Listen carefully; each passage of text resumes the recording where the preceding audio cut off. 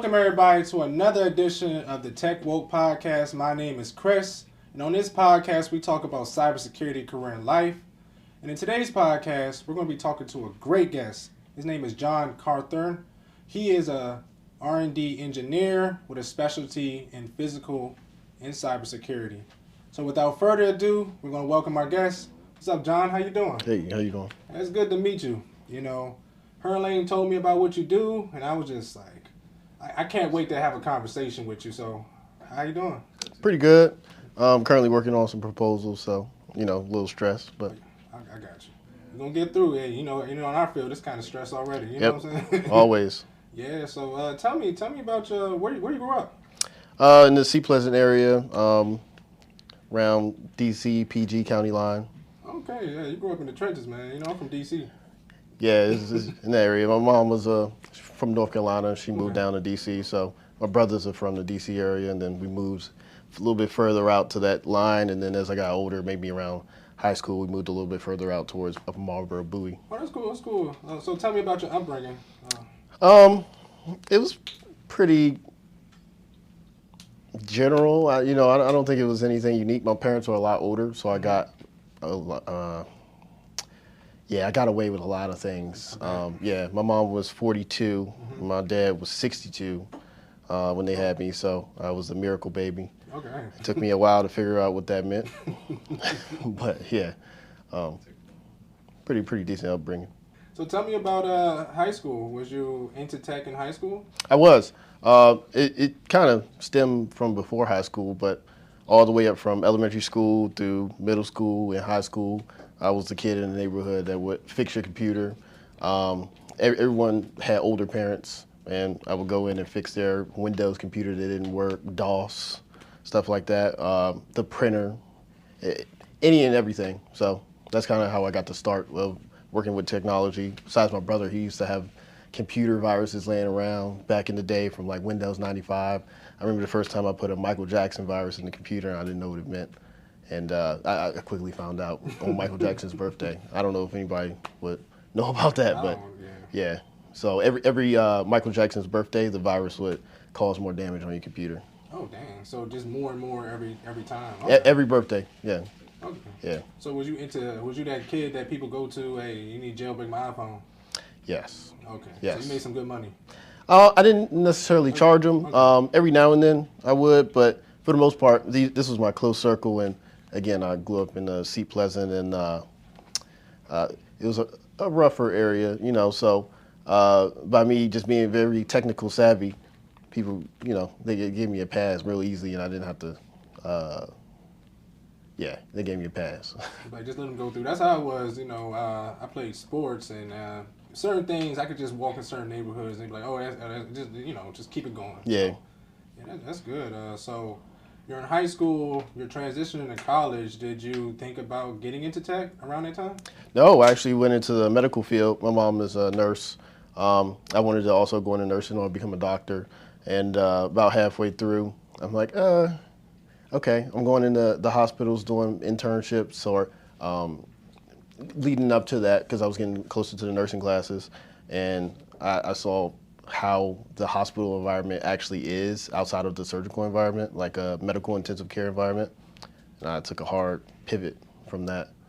Yeah. And just to emphasize, what school was you attending? Bowie State University. Oh, yeah, I'm an alumni. Same here. Yeah. Even with me, I wanted to get into the medical field at first, but because even in my high school, I was always intrigued with medical. I always wanted to heal people. Even ex-girlfriend, whatever, or girls I was with, I was just taking care of them, making sure they're good. And I'm really, when harsh situations go down, I really know how to handle those types of situations. So that's why I wanted to get into the medical field. So when I went to Bowie and majored in biology, I was like, man, yeah, it's not for me. Then I started seeing the blood. I can't handle it, so I get it. It just scared you off? Well, no, the blood doesn't bother me. The cutting, anything gruesome, it doesn't bother me. It's more so the pathogens or bacteria that I don't necessarily want to deal with. Because if this person coughs and then I get sick with something that is not easily curable, that's what gets to me. Yeah, especially during COVID, I was seeing so many people just coughing, sneezing. I was like, how much you paying y'all? Some of them only getting like $15. I'm like, y'all risking your life for $15? Where?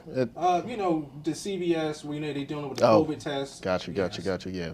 A lot of people came up during that period with doing like I believe ventilation specialists or respiratory specialists. Mm-hmm. They were getting paid double, triple time. They traveling, they getting bonuses here and there. So they came up during that period, but a lot of people lost money during that period. I got you. So you was in nursing. You didn't get into nursing. So would you change your major? I switched into criminal justice. Okay. This is the period where Bowie, they had the criminal justice major, and then again, 2 years down the road, they got rid of the criminal justice major. And I'm talking to my advisor, what were you advising me under? So I had to get that worked out. It was a very challenging process, but we got it worked out. And I graduated with a sociology and a pre-law degree. All right, that's good. I'm a criminal justice major, and I can feel your pain. I took Dr. Newsom, and I took Dr. Adams, so trust me, that program was no joke. Same here. Did it help? That program probably prepared you for the career going forward. It did. Yep. It does. They put you through the ringer. So I've learned how to network, everything during that program. So yeah. So you graduated Bowie. Mm-hmm. You're a criminal justice major. You was like, oh, so what I'm gonna do? What I'm gonna do? Most times they don't even tell you about clearances, but I'm pretty sure you probably went the cop route. Yes. So I was going to work for DC Police. I got hired. Was going to go into the academy, and this is a good reason not to talk too much. I ended up disqualifying myself by I had gotten into an accident, and this litigation stemmed over 5 years. It was a pretty bad accident.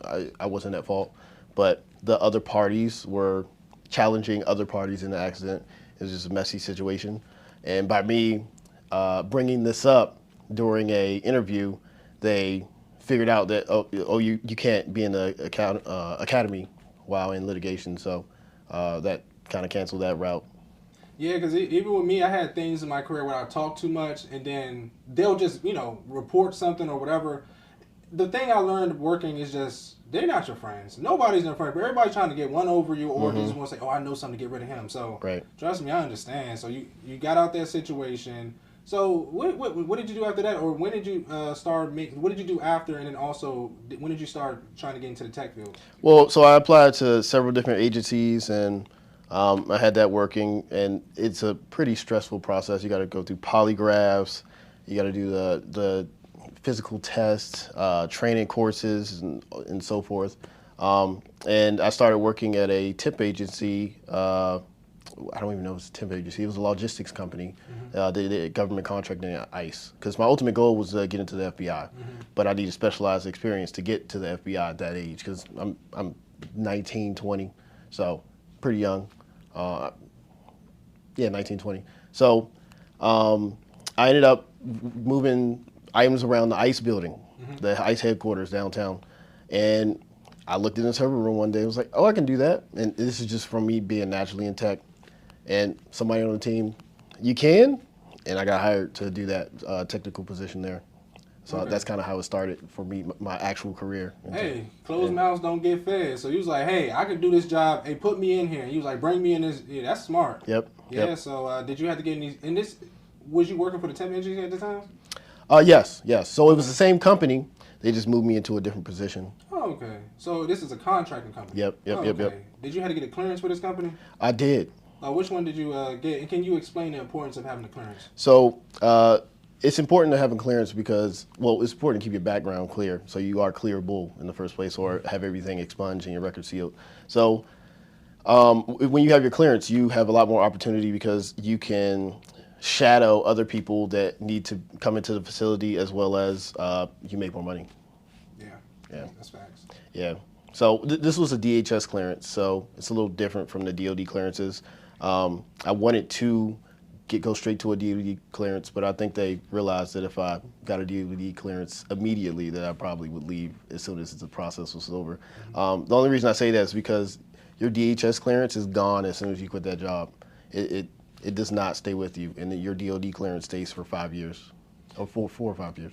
Yeah, because for me, working at different agencies, they always told me don't go DHS because your careers get demoted. The DOD is kind of standard, or you can get an FBI. You get it with Correct. FBI, NSA, then you're good. But that's why I never went to that agency. Correct. I found out the hard way. One day the contract expired and I didn't know.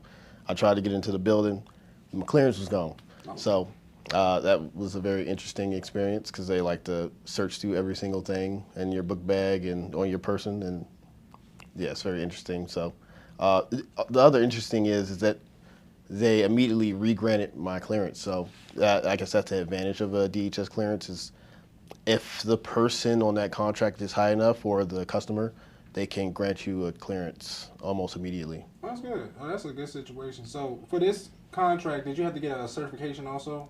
I don't think I don't think it was mandatory for me to have certifications, but I did get certifications after that. Okay, which one? So Security Plus, Network Plus, CCNA, various others. So one of my friends, he works at a 3-letter agency. We were talking one day. He literally gave me a hard drive with everything I needed, every certification, everything that I needed to move my career forward. I just had to take the time to go through it, and yeah. And just to pivot again, so why did you want to get into tech? Was it more money? Is that the reason why you wanted to get into Job security. Job security. Money. The money is secondary to me.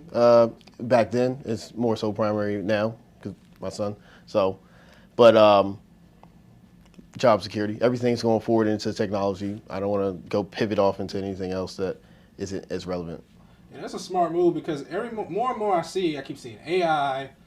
You know, and I feel like even for us, our job security is scary at this point. I don't know if we are, but I do know if we're monitoring the AI or we're learning with AI, then our job is going to be more secure. But right, I think AI could probably take a lot of jobs within the near future.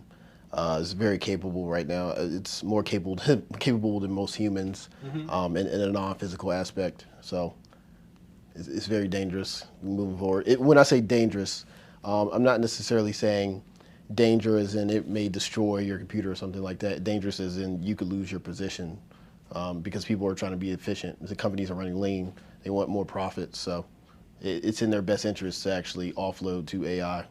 Yes, even with me, it helps out with certain things. AI helps out with scripting, things like that if I need equipment. But the more and more I'm gonna start adapting more. I probably gotta start learning coding too, so I can more integrate it more into my day-to-day activities. Right. I think in reference to coding, I think the best thing you could learn is how to think like a program, think like a computer thinks. And then that way, don't focus too much on the syntax, because as long as you know how to pseudocode, you can essentially learn any coding language and write the code. And at this point, the AI will write the code for you. You just need to know how to tell the AI to write the code. Okay, we're gonna get to that a little bit later. But so, what was your first position in tech? When you I was on a green team. What did you So that's I would scrub assets from sensitive data and make sure there were no leaks of any confidential CUI, any information like that. There's a specific DoD erasure standard that you have to zero out the hard drives. So just this being said, any magnetic hard drive, when you delete something, it's still there. You're just telling the computer that it's okay to be written over. Even more importantly, the solid state in SD cards and digital drives, it's not the same way as the magnetic drives. When you delete something, it could still be somewhere on that drive, fragmented, something like that. And the best way to get rid of that is to destroy it in the microwave or to physically destroy it and burn it. I'll keep that in mind if I have some, next time somebody goes through my phone. Because I always think when you're deleting something on your phone, I would think it's gone, but no, it's still there. It's still there, so it's a way to always get it. If you're experienced enough, yes. Okay. And it depends on how long ago you deleted it. So if you delete something 5 minutes ago, I'm probably going to be able to recover it. But if you deleted it 5 years ago, I may not be able to recover it. Maybe. It's a lot harder to. Okay. And this position you was doing when you was with ICE? Yes. Okay, so Well, yeah, one of the positions. okay, so did you ever make a transition to work for the actual government? No, I haven't worked directly for the government yet. That's been a back and forth with me because their pay is a lot lower. Yeah. But speaking with Herlane and Bees, they've highlighted certain paths that I could take to elevate my income while working directly for the government. Well, that's good. And so, okay, so you did this position when you were scrubbing data, destroying data. What did you do after? After moving from ICE, so I went into during that same time, I started working for this company called Juxtopia, and they did R&D and some pen testing for medical devices like pacemaker or I don't want to go into too much of it, like optical things like augmented reality. So just imagine being able to take a pair of glasses and you're not a trained medical professional and there's a patient in front of you and you put on these glasses and now you know exactly how to do this procedure, like apply a tourniquet. Oh, that's cool. So you can put on the glasses and it can show you how to do a surgery, or Yeah, well, oh, not necessarily do a surgery, but do a simple medical practice like applying a tourniquet. It will overlay that instruction over the person. oh, is it like what those Apple glasses? Is it like something like that? Way back then, yes. Oh, that's so we had that technology before. Okay, so Apple just brought it to the masses, kind of perfected it. they had the money. You know, money talks. Yep. So this is when you was doing physical pen testing. Yes. Okay. So that goes into a few different realms of wireless physical pen testing. Like you could go around war driving, being able to take like a Flipper Zero. I carry one with me almost all the time. Being able What to. is that? It's a pen testing. Well, it's a Swiss Army knife of pen testing tools together. All these tools exist outside of the Flipper Zero, and you don't need the Flipper Zero to do it. But the Flipper Zero brings them all together, so you can easily do them on the fly. So just give me an example of what the tools would do. Like, are you injecting into the hardware, or are you trying to break a password? Ooh, it's so depending on what it is. Let's say you wanted to enter a facility like the front door here with the key card or something like that. If I found you at a bar or something with your key card and I knew you worked there, I could clone your key card and then enter into the facility, or I could brute force the key reader itself. Okay. So you can stand near me and it'll just clone clone the fob. Okay. So how do you, so being a do you use that for physical pen testing? Okay. Can you explain what physical pen testing is? When you get into a building and then you'll plug in like a USB or something like that, and give access to somebody on the other end, like another engineer that will own the computer system or something like that. But more so just physically getting into a enclave or something like that. Okay, so how would you explain the process on how you would break into a building? Like, say, for example, you're trying to break in this building. How would you do it? Would you dress like the people, or how does it work? Because it sounds like you were like a CIA agent out here, man. So first of all, you need to carry your highlighter vest and your clipboard, maybe a hard hat. Maybe have some credentials or something that could get you out of trouble if you have any questions or anything asked to you. And then do recon and see who works there, kind of assess the security in general, and then depending on what you find, you take that information and run with it. You kind of, if let's say the front door here, I don't necessarily need to do recon because I know that lock is susceptible to a brute force attack, a wireless brute force attack. So it's a little bit easier for that. But more of a high security environment like a bank or something like that, that's where you really do the recon. What are some of the craziest places you ever broke into? I wouldn't. Yeah, because it was on a military base. Well, it's part of an actual test, so I wasn't just erroneously going around and going into things. So. Yeah, because I would think too, if somebody catches you, I'm pretty sure you had the credentials to show, hey, Right. I'm with this. Exactly. Yeah, so. Yep. So how would somebody get into pen testing? Because I hear that's a new buzz. It's a field that everybody's trying to get into right now. So. It depends on what you want to do ultimately, because you still have to kind of get the OSCP side of it. But as far as the physical pen testing, you kind of want to go into the engineering side of it as well, and that's kind of what I want to go into. Okay, so Do you need like any certs for it, or with knowing the network, do you need no Linux things like that? Would that help out for getting the pen testing? Yeah, you need Red Hat, Rail. Is various. You need a very comprehensive knowledge of all the systems together. It's not particularly one thing that you can gain knowledge on and really just know the systems. It's a comprehensive knowledge of everything from hardware all the way up to the software side. Oh, okay, so you just can't just get into it in like a year. It's going to something you're going to probably have to be working at for a number of years to put everything together. Right. Okay. And are you working with a team where you're a physical pen tester? Usually like one or two people. It depends on what you're doing. So at like Juxtopia, maybe two other people, something like that. But so let's say I'm working on an IoT device. It's just me. Okay. Yeah, because it's a controlled environment. I'm seeing if I can get into this device and then exploit it, and then now I can report that to the company that hired us. Bug bounties as well. You could do it. This is freelance. You could go to websites and with their permission attempt to get into the website or a building or their Wi-Fi, and then give them a report on that, and they'll pay you to fix the vulnerabilities. I heard they pay you big money, sometimes in the millions. Just to, They do. Yeah. Larger companies, yes. Okay.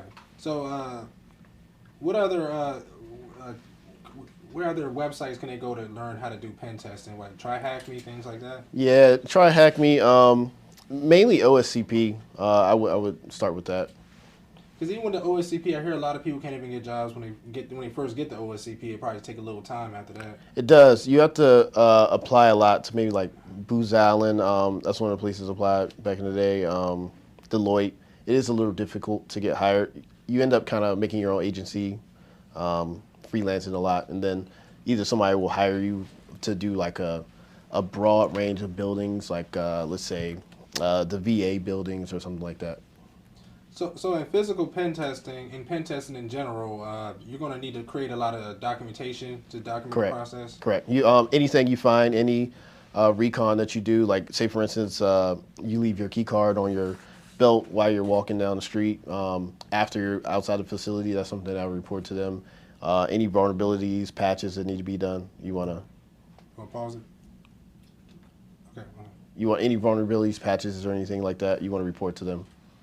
And you document everything, every single thing that goes through, because if you do get caught during this pen test, you want to make sure that you don't have any law enforcement repercussions. Oh, okay.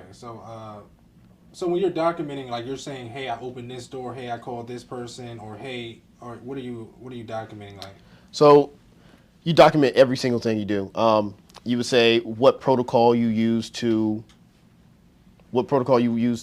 breach the door. Why you were able to do that, what the fix is.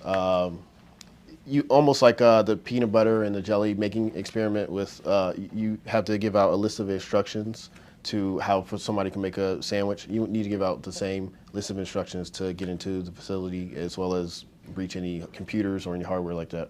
Okay, that's an interesting field. I didn't even know physical security was even in physical pen testing was even an aspect you can focus on. Right, it is. So imagine going past a sentry booth or a guard booth. You need to have a correct credential to get past that. Let's say you got a credential and then you put a fake picture on it with a copy of somebody else's credential. You know, the guard may not even look at it and let you through. That's a breach right there. As well as like magnetic doors. If you lose power to the door, you could just push the door open. It's so many different aspects of physical security that you can breach. Just getting into the facility, that's the first part. Okay. Can you explain the importance of physical security? Well, if you have access to the physical hardware of somebody's network, then you can own their network.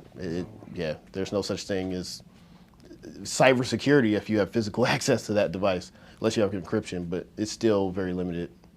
Yeah, because working in the federal government, I sit down and I'm wondering why is it security so tight? And I noticed they have it just in case in that situation. Somebody can pretend to be smoking outside. You know, just hey, that's why you have the CAC, so you can make sure that you're that person you claim. Because there's times people use other people's CACs, right? And things like that. So that's an important way to go in that field. So right. Even I'm working on a project now where they verify that your CAC is your CAC based on your biometrics. Oh, okay. So So like like eye scan, I or don't want okay, you to go can't. into it That's yet, cool. That's but to prevent that, so that's being deployed, and they also want to keep it from saving any of your biometric information, so it's in real time. That's cool. It's needed, just to make sure, Yes. because even at my job, I found out recently somebody was scanning somebody else's CAC, and I was like, you're putting why are you doing that, Right. But that's more so the small scale. There's a lot of Stingray cell sites around where like someone will come out and they will repeat the cell service back to your phone. So any information you send from your phone to that Stinger cell site, they can read because regular cell phone service isn't encrypted. Yeah, what is Stinger? I'm not sure what that is. It's a clone. It's a repeat cellular device, like a hotspot almost. Okay. Yeah. Okay, that's important. And then so what do you currently do now? R&D. Okay, what is R&D? Research and development. Okay, so you're a specialist in R&D. Do you do any coding? I do. So I'm not a very efficient coder, but I get it done. It'll work at the end of it, and then I'll hand it off to somebody that's very efficient, and that's all they do is write code. Okay, so do you do full stack? Exactly. Okay. So I'll go from firmware all the way up from the hardware that I'm working on, or even a COTS device, which is a customer off-the-shelf device, and then I'll integrate multiple other devices together into that one device, or whatever what the customer's needs are, up through the software side to provide them a product. So how did you learn coding? School? No, it kind of stemmed with the reverse engineering malware aspect way back during ICE days. I started to learn code, writing Python scripts, stuff, things like that. I didn't necessarily like Python because the language was so close to like English. It would confuse me a little, so I ended up being really strong with JavaScript and Node. Kind of self-taught through that. That's amazing. Because people always say you can just learn code, and I've been talking to so many people, and they learn code just by practicing every day. What are some type of the resources you use? Oh man, Coding Dojo and that hard drive my friend gave me way back when. So most of the resources came from that, and then other online resources just supplemented that. But YouTube is a big proponent of that. Even those books with dummies help too. Yeah, I would use YouTube over that because I feel like people read those books and then go on YouTube and try to get some money. So yeah, it's not a bad hustle, It isn't. Actually, one of my favorite YouTubers, he's passed on now, but he explained how he came up with his YouTube videos, and he said he just reads a book and literally gives the script from the book. He does the experiment out of that and blew up, a huge YouTuber. Smart man. Smart man, because even for me, help people get jobs, I always talk about learn a skill and just, and as you learn it, post it on LinkedIn or post it on YouTube. Right. Yep. I'm not as social as I need to be. I'm more of a technical individual, so doesn't come as easy to just post my socials and post on LinkedIn, but getting there. So John, tell me about what research and development is. It's different aspects of it. It's kind of taking, being innovative. You take something that may be pre-existing, and then you figure out how to add something to it and figure out how to make something new. That's more innovation, but research is just testing using the engineering process, going step by step, and figuring out what works and doesn't work. Yeah, because that's how I think Tesla be. They just think about things, and like they created the Boring Company. They created robots now, so that's kind of what you do. You just sit down and just say what we need in the future. Well, he figures out the problem and why things are done in a certain manner, and if it doesn't make sense, then you need to figure out how to do it more efficiently. Okay. So your specialty is cybersecurity and physical security. Do you have anything to do with AI? Yes. So I'm actually focusing more on AI because AI helps in the aspect of cybersecurity and physical security. On the physical security side, that's what the dog here eventually will help a lot with because the AI will be on the dog. And now it's taking those same cybersecurity concepts and bringing them into the physical world. So just imagine a dog being able to detect you because your phone Wi-Fi is on. and it finds that signal, sees the signal strength, and then it goes and figures out where it is. Oh, that's crazy, dude. Like, literally, you can have a robot walk around. It can detect things that's in the area. Right. So it's like, it's kind of sniffing in a way, you know? Yeah, like war driving. But the AI on the bot will say, hey, this is a new signature, because your digital signature, your digital footprint is how you're identified. Even the police do this now. But your digital signature is very unique to you, and if the bot picks up on something that's new, he'll come and find it. Oh, that's crazy. So, like, the robots and things you're working on now, so this is like, so it's going to be kind of like a security guard in a way. Potentially. Not there yet, but right now more so just using AI to secure your computers and look for any malicious emails. If you click a bad link, sniffing that traffic and saying, okay, where's this traffic going? Is it going to China? Is it going to Russia? Is it going to Africa? You know, so. Can you tell me about the different types of AI? I think most people know about generative AI. Can you kind of explain a little bit more on maybe the ones you're using? Like, so neural networks, there are many different types of AI. What's a neural network? Like your brain. Okay. So to go into that more, it gets really technical really fast. That would be a completely different podcast. Okay. So just like a different type of, like an AN or it's so many different types of neural networks. But essentially, researchers don't necessarily know exactly how some neural networks work. Like GPT, they don't know past a certain point how it's figuring out those answers or even relating the words to another word to create that sentence. So is that how all AI works, or because I was looking into generative and maybe open AI, and they said that they didn't even know until recently that it can do majority of the stuff that they're putting in. They actually don't know exactly what it can do yet.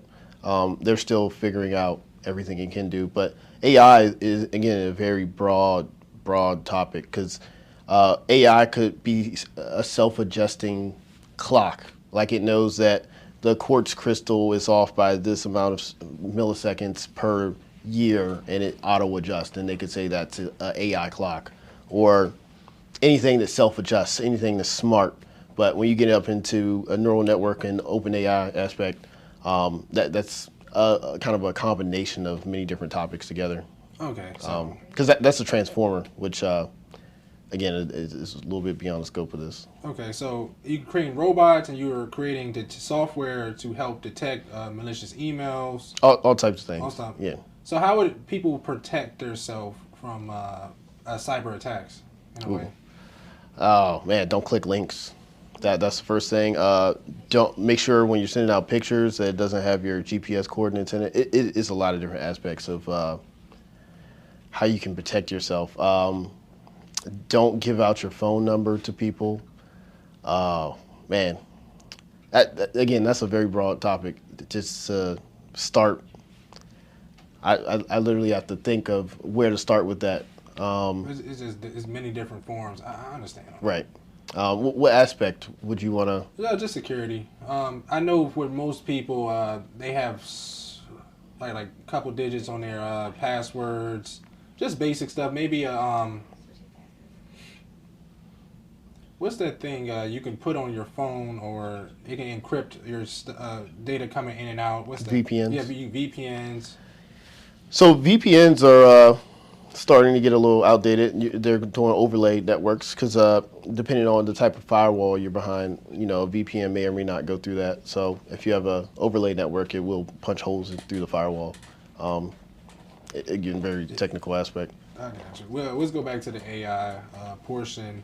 Do you think AI will eventually start taking people's jobs, or is it currently doing it now? It's already started. Even at the McDonald's line, there's a fully automated McDonald's where you pull up, there's a language model talking to you. You speak to the device and tell it what you want. It understands, and then there's a robot inside. Well, I wouldn't even say robot. It's automation at that point. There's automation machines that are taking your hamburger, flipping it, cooking it, and then putting it out through a window. Oh, for real? So I can go to a McDonald's, order something, and it'll cook the whole meal. And the entire meal. The McDonald's has no people in it.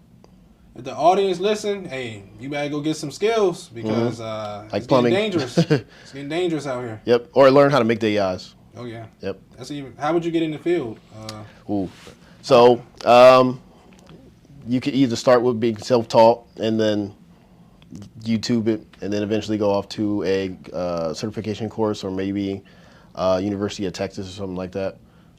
Continue your experience. Depends on what phase you are in life you are. I got you. So, so we'll just go outside of cybersecurity. I just want to kind of get on the personal portion because everybody talks about, what you're doing in the field and everything. But just tell me about mental health. Is mental health? What do you do to help with your mental health? So I'm a natural techie, so I deal with it at work and outside of work. It doesn't seem like work to me. And I'm so interested in it that I actually have to mentally remove myself from so many technical things and not devalue my time by always working on something.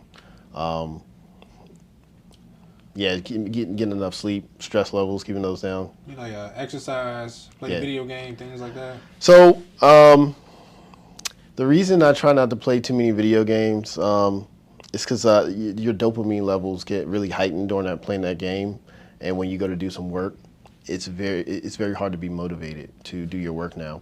So I try to stay away from the games. I usually actually work with robotics and very technical things, drones, stuff like that outside of work. So either way, it's still a stress relief it's a stress relief for me to literally work on technical projects. But I guess for someone that's not as technical outside of work, maybe,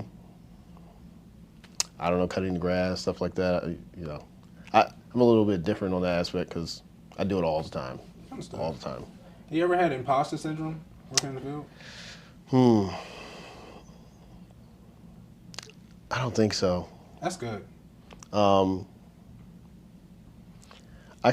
could maybe think of a few cases where I would think of you don't belong here or something like that, but have you ever you never thought like, hey, maybe this is not the field for me, or maybe because there's been times I sat on a meeting one time and they was talking about something, and then I tuned out for a second. I was like, why am I here? Like, you know what I'm saying? Like, these people talking about some stuff. I don't know how I got here. You never had that? Like, no, I actually had that when I was playing video games. So I'm like, what am I doing? Yeah, because on Call of Duty, you get every few minutes you die and spawn again, and I'm like, what am I doing? I could be making money right now. So yeah, I stopped playing Call of Duty. It's not for me. Story games. Me either. Yeah, story games as well. But sometimes it hits me with the epiphany. I'm sitting here 4 hours in a dungeon or something, and I'm like, what am I doing? Halfway through, so it's literally an epiphany moment. Man, I wish we could go down that road. That's where you kind of sit here, we're talking to each other, and then you step outside your body and look at yourself in that third persona. That's how I feel sometimes. I'd be like, who is this guy? Why am I here? Yeah, well, that's a unique ability. A lot of people can't do that. So you got a girlfriend? I do. Okay, girlfriend. Okay. Yeah, you getting money? I was like, hey, somebody about to snatch you up, man. She's a software engineer. So she understands what you're doing? Yep. Not the cybersecurity side of it or the hardware side of it, but the software side. She knows exactly what I'm doing, and sometimes she laughs at it because I'm not as efficient as a programmer as she is because she went to school for that. Yeah. So I'll get it done. It'll work, but she'll look at me like, "Why'd you do that? Your run time's long." You ever get the side eye every now and then? I do. Yeah. I can't even. It's more to that, but yes. Okay, so you're getting money in cybersecurity. You're making good money. Is there any investments you put in outside of? Of course, I'm really big into cryptocurrency. I got into crypto when Bitcoin first started, maybe in 2009, 10.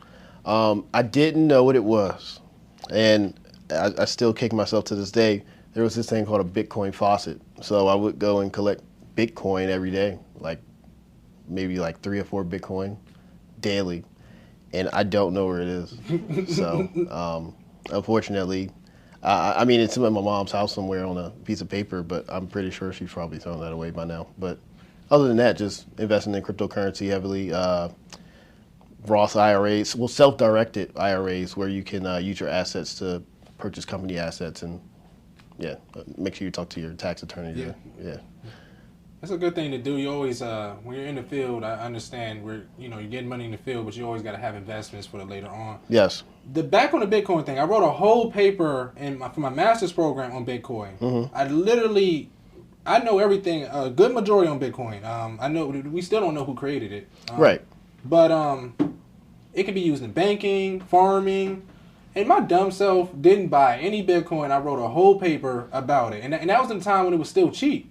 I could have been cashed out by now, but and I'm just mad because I literally did all the research and I just passed on it. So that's a good investment. Yeah. Well, you don't want to cash out. The key is that if you stay in Bitcoin long enough, you'll be able to use that as currency, because the U.S. holds Bitcoin. Every single bank in the U.S. can hold Bitcoin. It just depends if they want to or not.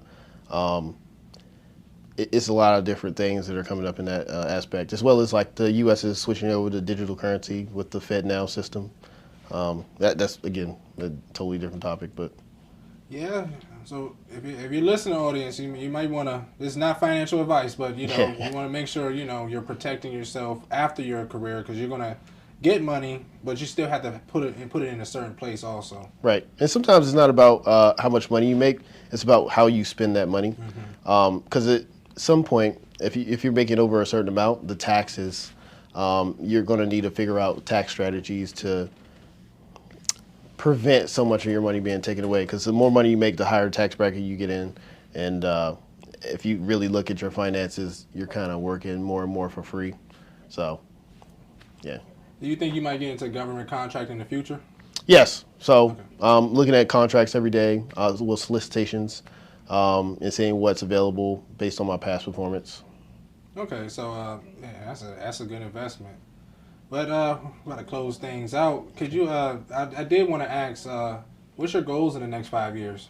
Within the next 5 years, complete my dog here and have language models on it that learn continuously and can help me in everyday life, almost like a movie style HAL or what's another AI that is a movie style AI, and then secure a few more government contracts, set up a few more cryptocurrency mines, stuff like that.